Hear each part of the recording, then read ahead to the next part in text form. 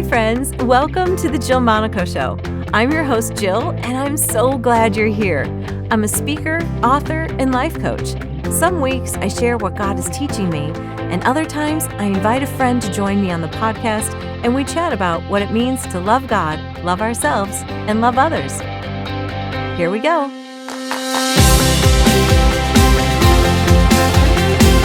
Welcome back to the Jill Monaco Show. I'm your host, Jill.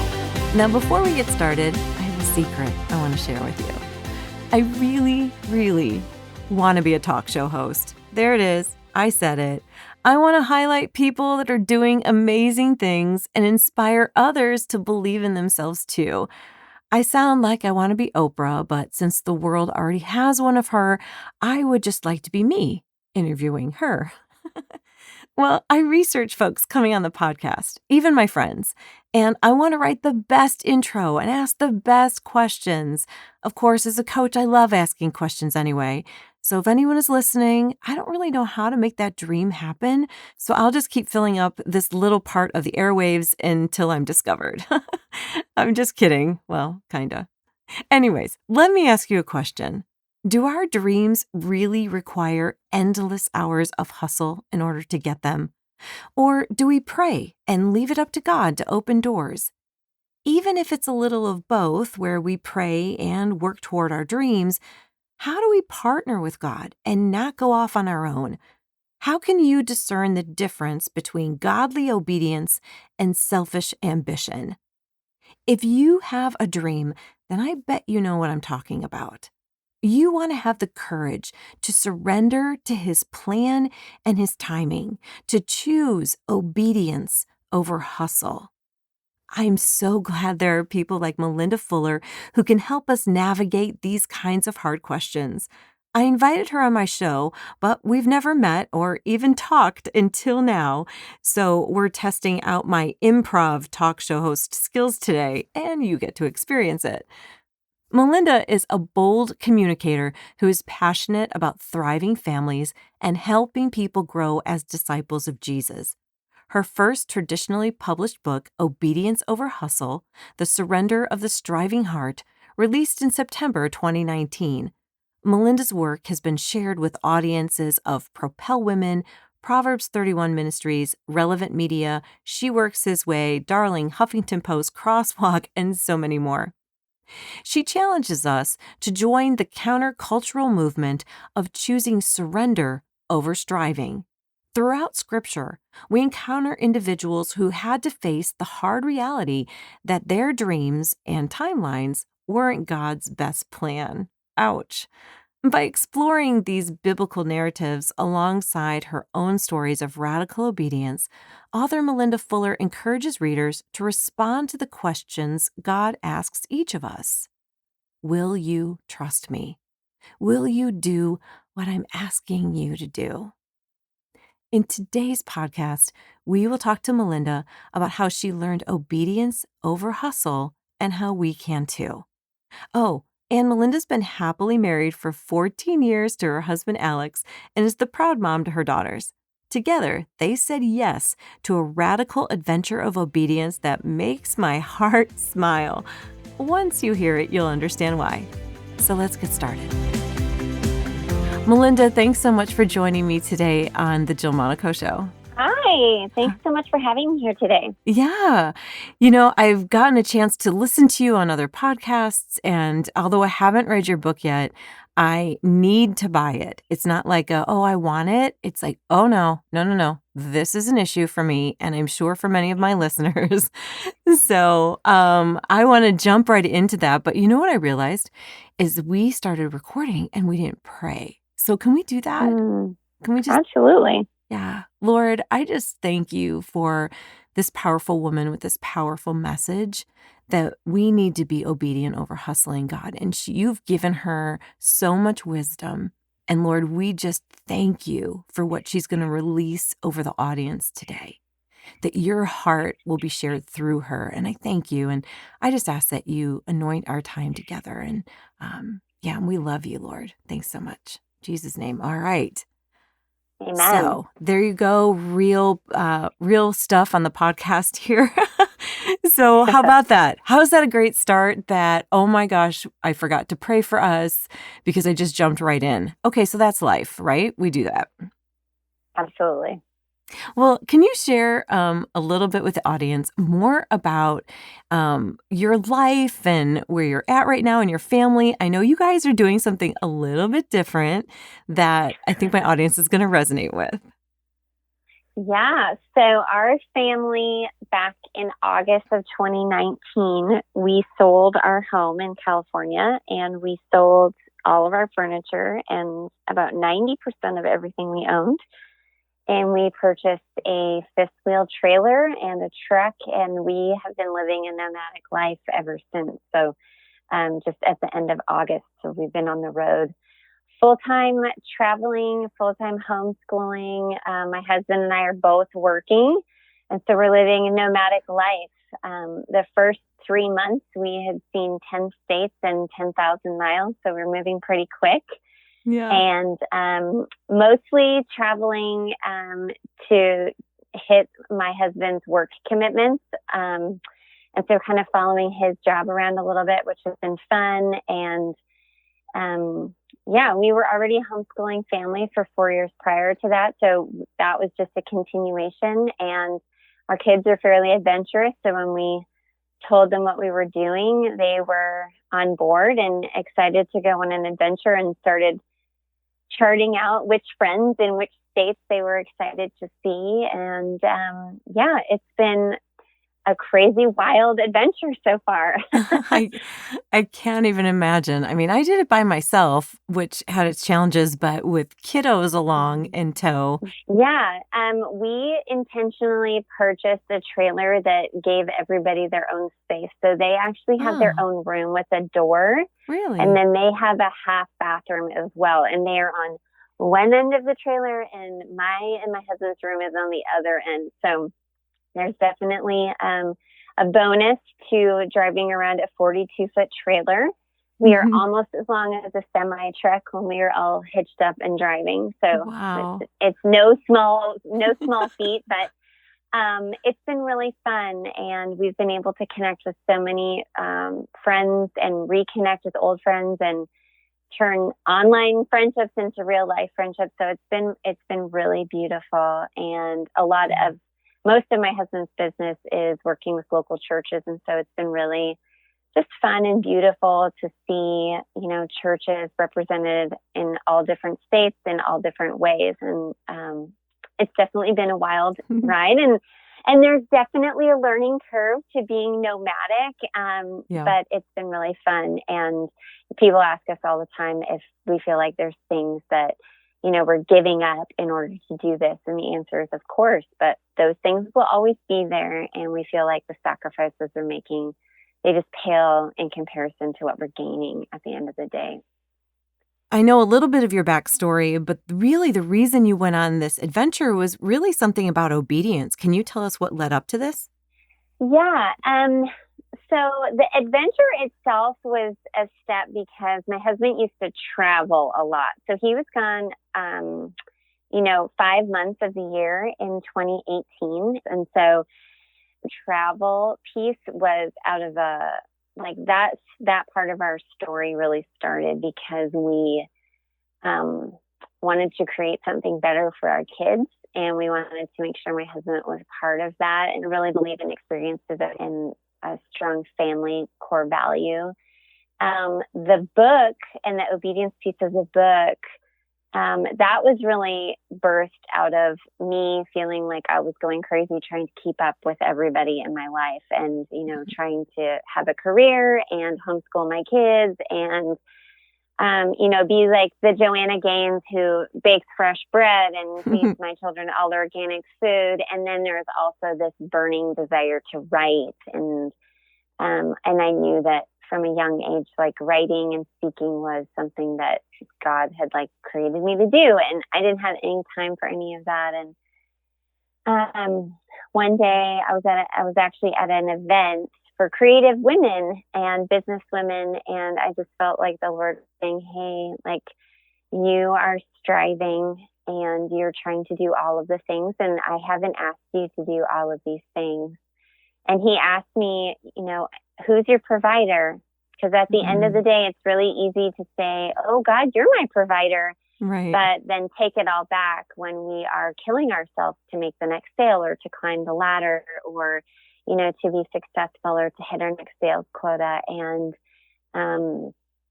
so I was a massage therapist, and I'd worked in a chiropractic office for a long time, and I had a great career, and I gave that up.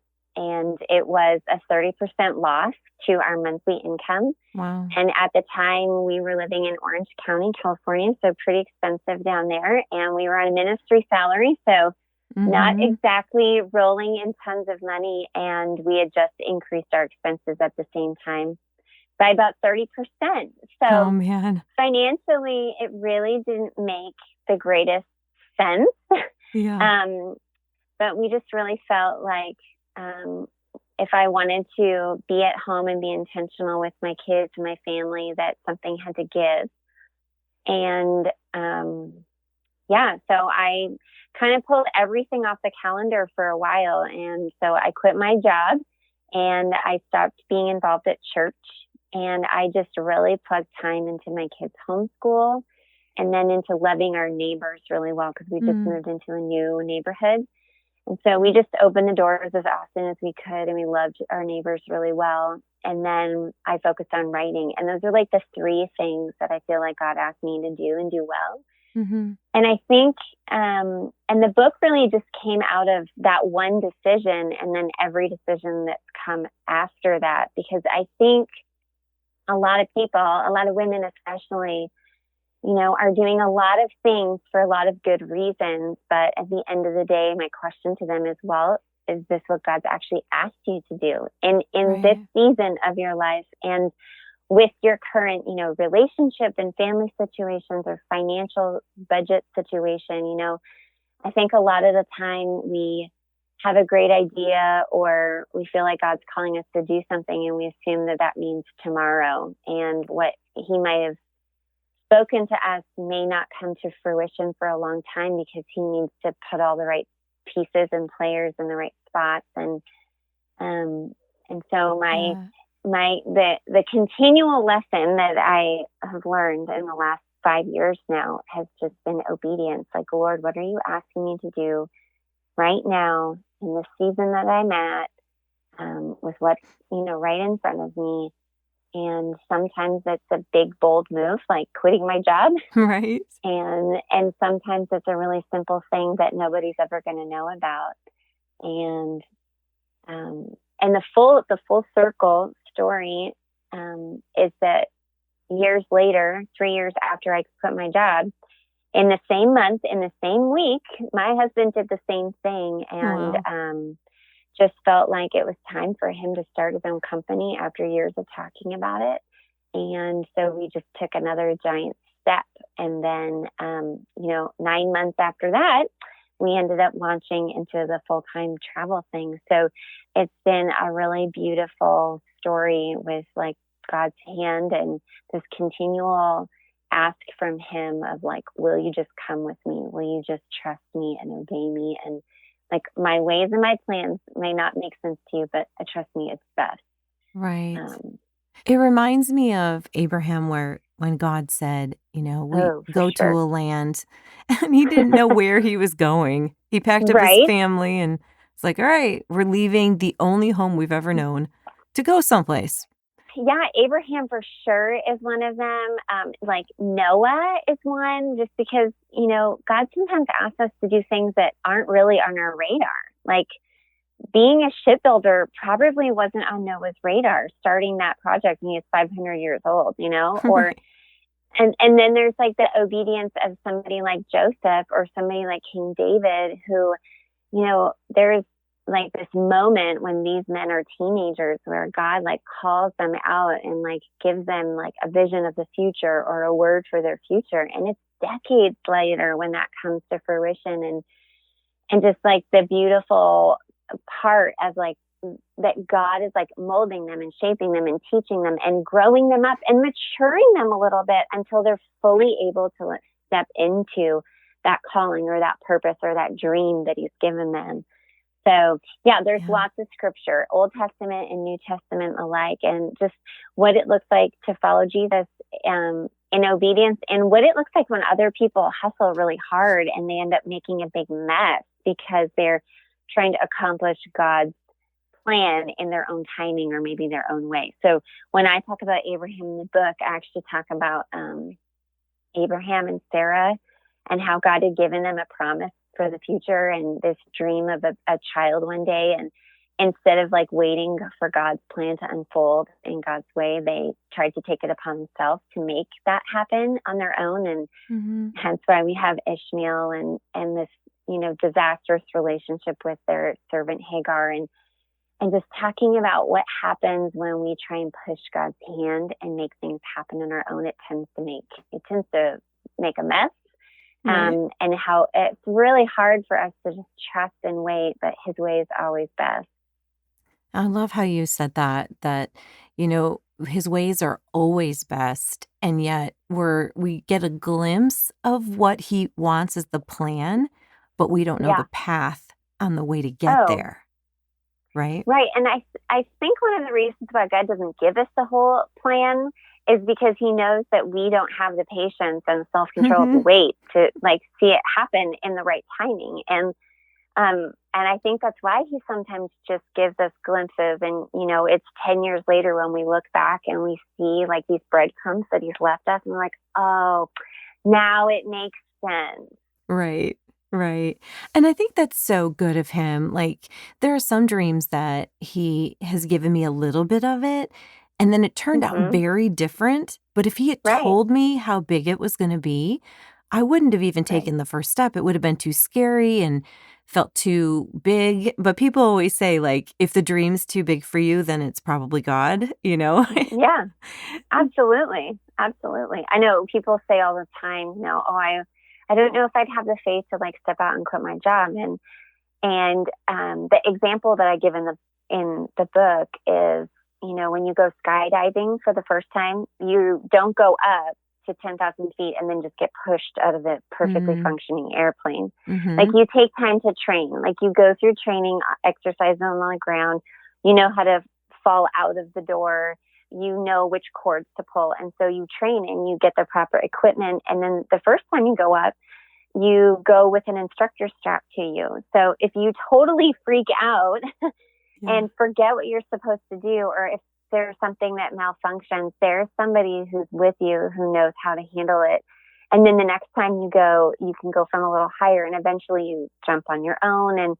And I feel like God does the same thing with us. He gently takes us by the hand into this adventure with him. And very few times does he require us to make this giant leap right from the beginning. It's usually Right. small steps that we take with him, where he's stretching our face muscles and causing us to grow as a result of our obedience. Yeah. I think about the little steps of obedience he had me take that I didn't Mm-hmm. know they were meaningful. Like the first Right? time I heard about tithing, as a new believer. Right? And I was like, Yep. oh my gosh, 10% is so much. And even though they phrased Right. it like, oh, you get to keep 90, like that's not helpful when that 10% is already delegated. Um, Right? but the small step of faith there.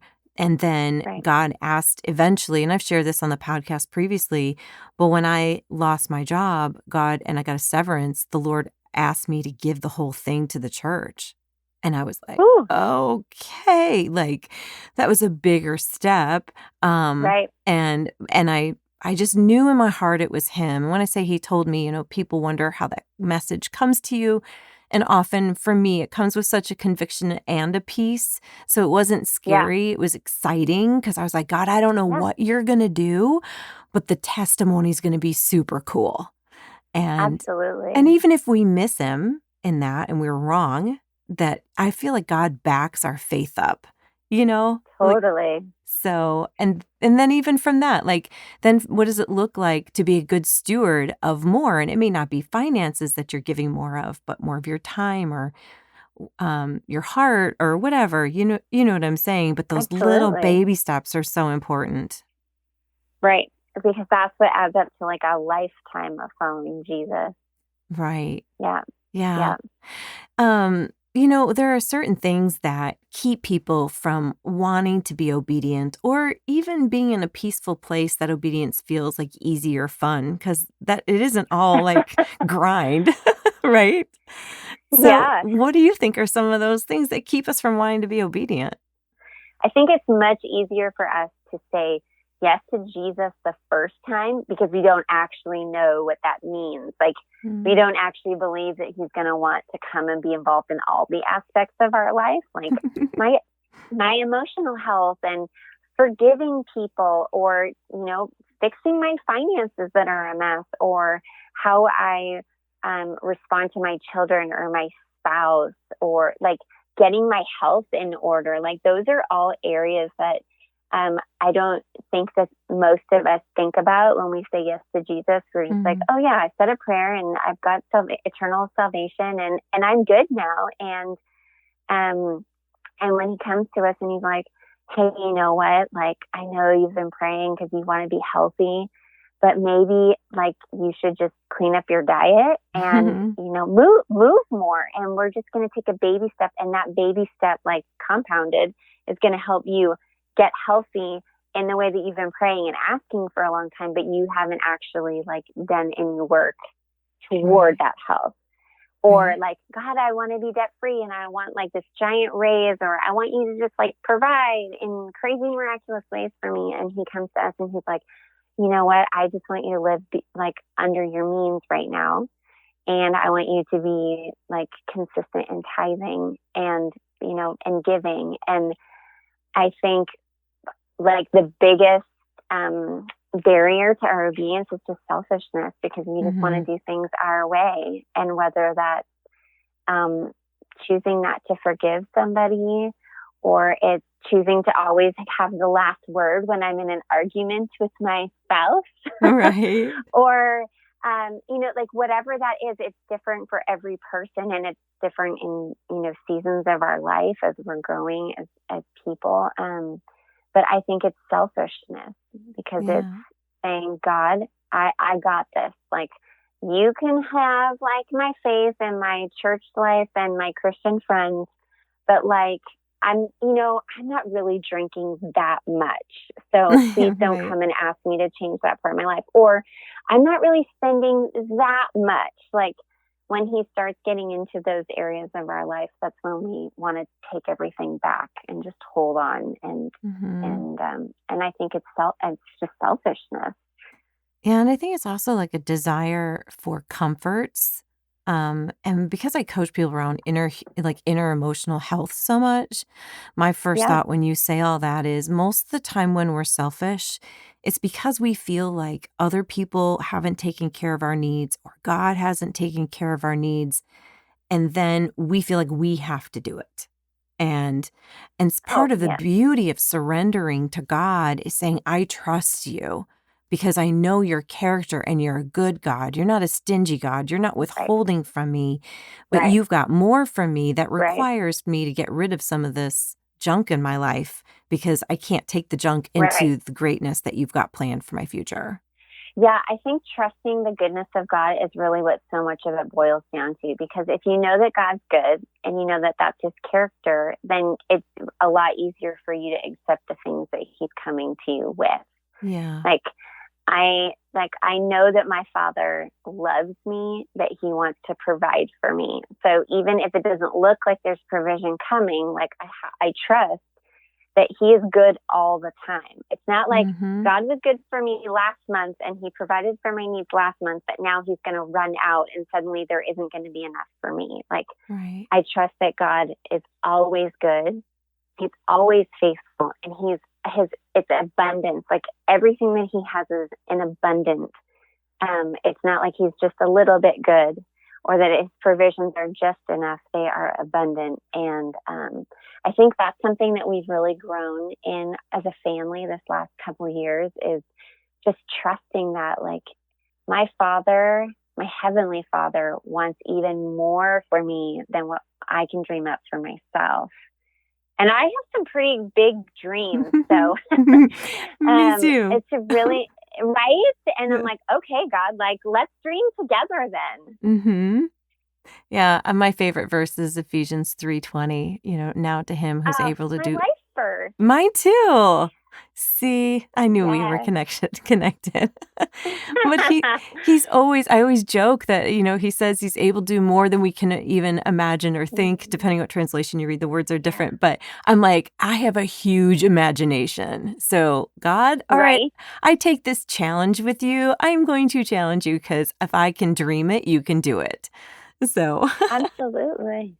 Absolutely. and that the dreaming thing makes me think of the different ways that people have dreams in their heart and they wonder, like, is this me? Is this God? And, people struggle. I mean, I struggle too sometimes. Now I've just Yeah. started saying, well, I'm just going to try it and see if it's God. Where in the past I was like, I need to know it's you before I take one step. Right.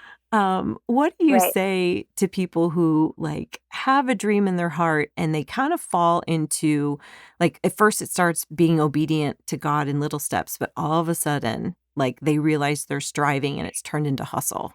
Well, I think one of the ways to not get there is to have good people in your life who are going to like keep you, in checks and balances and make Mm. sure that you are not hustling and not striving. And, my husband's a really good person in my life to do that. And then I have a couple of friends who, when I tell them what I'm working on, they are quick to say, hey, like, is God okay with this? Like, is this the right season and the right time for you to be working on this project or doing this thing? Or have you got too much on your plate? I think, if we surround ourselves with those people, it's a lot harder to get to a place where we're kind of burnt out or exhausted and working from the hustle as opposed to just having a good work ethic. And there's a big difference between those two things. And I think for anybody who is there and they've realized, especially, it's really easy at the beginning of the year, January 1, we've got this long list of things that we're going to accomplish. And then we get through January and, sometime in February, a lot of people like burn out. Yeah. They're exhausted and trying to keep up with all of these things. And I would say, welcome to the club. Been there, done that. And there's lots of grace for being there. And I think that there is this ancient tradition called Sabbath that is starting Right. to make a comeback, and that makes me really excited because, from the very beginning, like this isn't just an Old Testament, like a 10 Commandment command. This is day 7 in the garden with Adam and God saying, hey, I don't actually need to take a break, but I'm going to show you what it's like to take a break because this is good for your health, your physical health, your mental health, your relational health. And I think it's okay to just press pause regardless of where we're at in our year and on our goal list and just breathe, take a breath, rest, recalibrate, and kind of go through the questions of like, okay, what is on my plate right now that's the most important thing? And where have I been giving too much to other things? At the end of the day, I don't think anybody lays on their deathbed and wishes for more time in the office or Right. more time to hit a sales quota or more time to do more work. I think most people at the end of their life regret not giving more to relationships. And so that's a big one for me. I think a lot of people fall into workaholism, and the definition of that is achieving a goal at a cost. And so I think a lot of people are, sacrificing their families and their friendships on the altar of being successful or being productive even. And I don't think that that's very honoring to the Lord, because when I read the Gospels, I constantly see Jesus like pulling away. He has this super long ministry day where he's like from sunup to sunset, and he's like preaching and healing and doing all this stuff. And the next morning he gets up and he like pulls away and spends time with his Father, and he's alone, or he takes his disciples and he goes off and prays. And I think that's really important. And it's something, especially in our super connected, super plugged in world that we live in today, that we are taking a day to just stop. Sabbath means stop. like stop working, stop striving. Like in our family, it means that I don't cook on the Sabbath. I cook the day before the Sabbath. So we are just warming up dinner. We aren't doing chores. We aren't out shopping and running and doing errands. We are doing things that we take a nap. We sleep late. We, we read books. We do things that like feed our souls. Yeah. And we're with family, and we aren't with people that we feel obligated to be with, because I think that happens a lot on the Sabbath. It does. I think you gave some really good practical examples, because people wonder, like, what does the Sabbath really look like? Does it mean sitting around doing nothing? But you said, like, it's things that feed your soul, which is your mind, your will, and your emotion. Like, how can we nurture those parts of us spiritually and emotionally and relationally? Because I've said this before in the podcast, but it's worth saying again, that we only give away what we have. And if all you have is hustle, then that is what your Sabbath ends up looking like too. That's what your relationships feel like to other people when you show up. Yeah. So I think there's a lot that happens when we walk into a room. Like, you can feel when someone's been fighting, kind of, when you walk in a room. And I know, and so if I don't get enough rest and I don't get my Sabbath, and I used to be a workaholic, and I still fight it. Like, it's still a habit that I've had in my life, that I have to set boundaries to myself, because I work for myself. So sometimes I'm like, my boss is so mean to me. And it's actually me. Right. But setting those boundaries so that during the week, I'm not working 12 hours, and finding that Sabbath, because I show up with that energy. So if I'm exhausted, then that's what people that I love are getting. And I want them to get good parts of me, not just the leftover parts, right? Absolutely. Yeah, one of my favorite teachers, he's a pastor in Portland.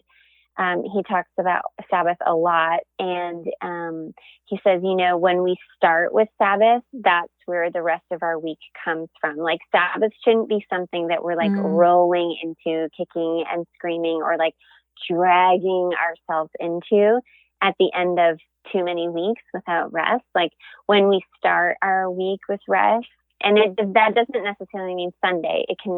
That day floats, right? We're not going to be legalistic about it. Right. But when we start from a place of being filled up, like, everything else flows from that.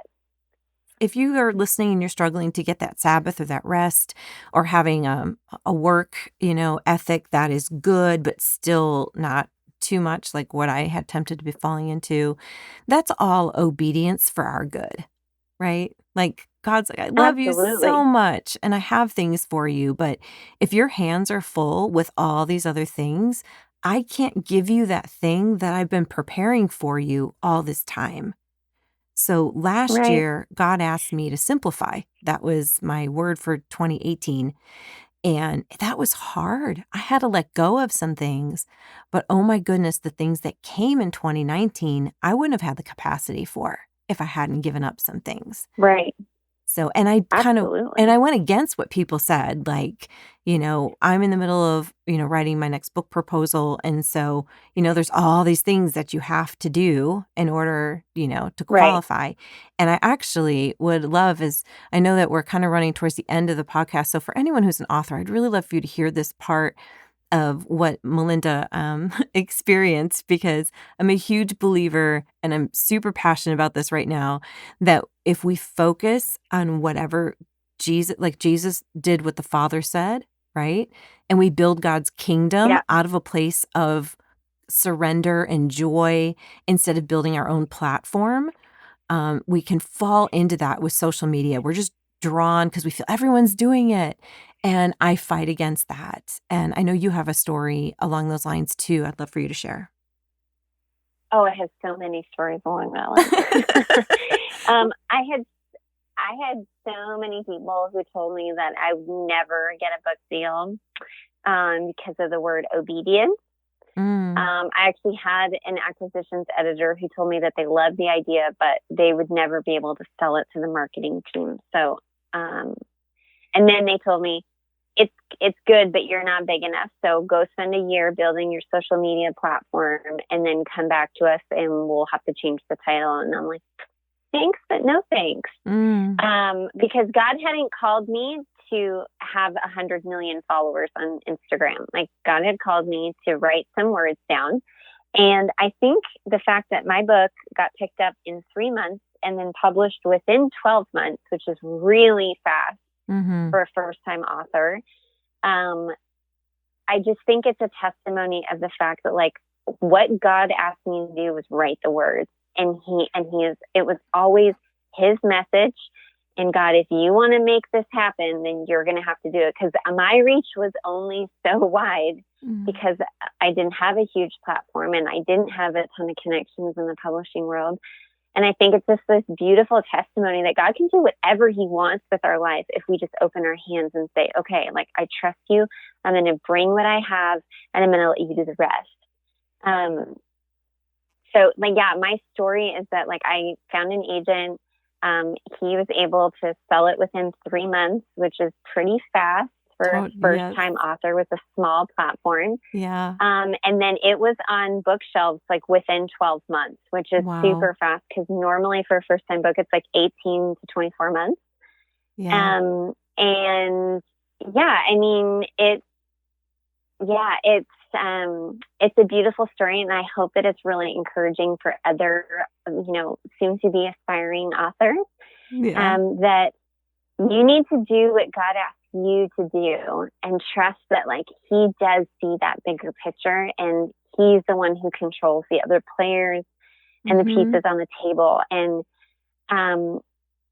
like, I knew that for me, the message was going to always be obedience over hustle. That had been, like, the phrase.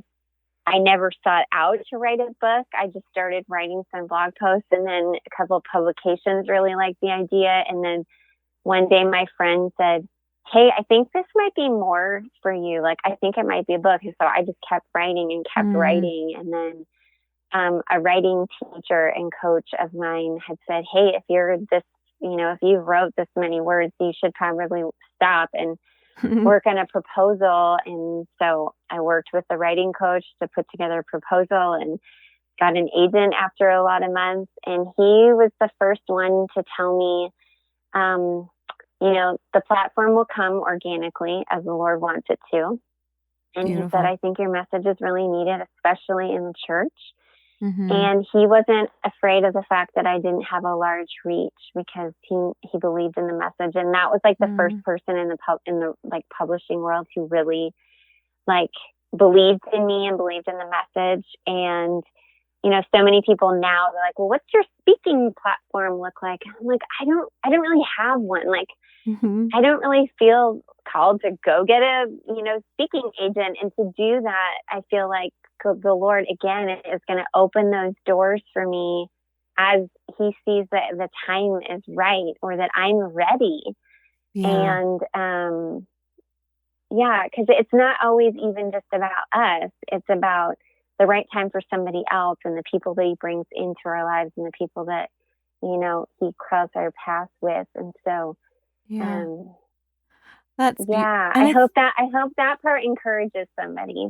Yeah. And not just authors, but people that want to build a business or have a dream to start a nonprofit or a for-profit or, create an invention or even start a family. Like, everybody has advice in the way that it worked for them.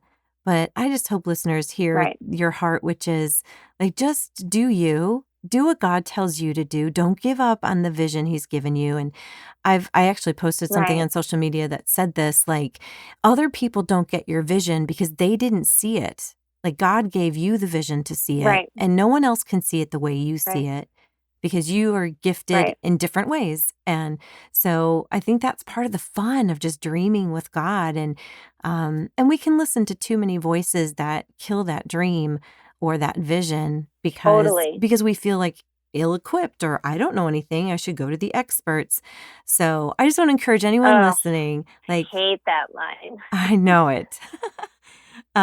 Yeah, I just want listeners to feel encouraged to just be obedient to God, because it just will bring the desires of your heart that He gave you already are going to come to pass in His timing, in His way, in His plan, and it's going to be way better than you ever imagined.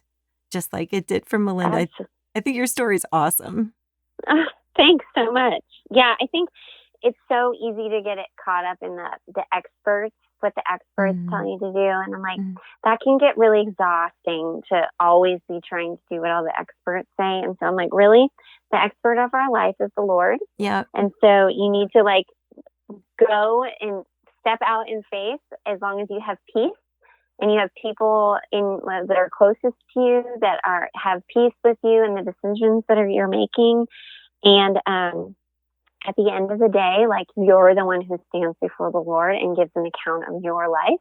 Nobody else has to do that. And so, if you have peace and He's telling you to do something, you better do it, because not doing what He's asking us to do, like, that's a sin. Like, that's disobedience. And it doesn't matter if it's a big thing or a little thing. So, and it might be totally terrifying. And usually is, but like that's where the greatest stories like come from, and the greatest testimonies. They come on the other side of us saying yes to Him and stepping out in faith.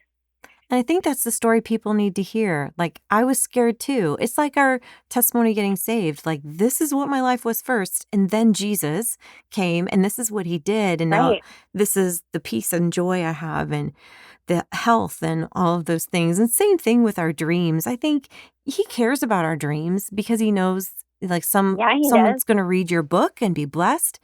But I think He cares more about His relationship with us, and the journey develops that intimacy with Him, which is way more important than the outcome.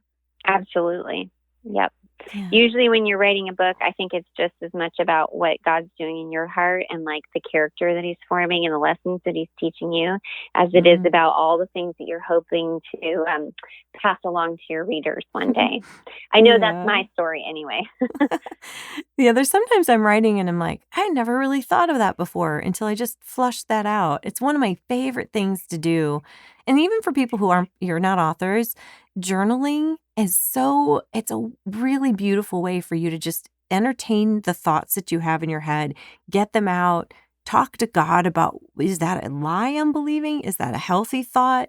And just processing, I think, is just a really rewarding experience and a different way to encounter God. Absolutely. Huge fan of journaling. Me too. So, I want people to, just as we wrap up, I'd love for people to know how to find you. And I've researched a little bit. And if they're interested in your journey across country and your nomadic lifestyle, you have something called the Fuller Adventure on Instagram and YouTube, right? Yes. We call ourselves the Wolf Pack, and we have T-shirts. And so our trailer is the Wolf's Den, and my husband likes to do the YouTube thing, and so we are trying to keep people apprised of where we are and what we're up to. So Instagram is the Fuller Adventure, and the YouTube videos will hopefully be more consistent in 2020 than they were in 2019. Okay. All right, good. And what's your website so people can find you there as well? Oh, yeah. So malindafuller.com, nice and simple.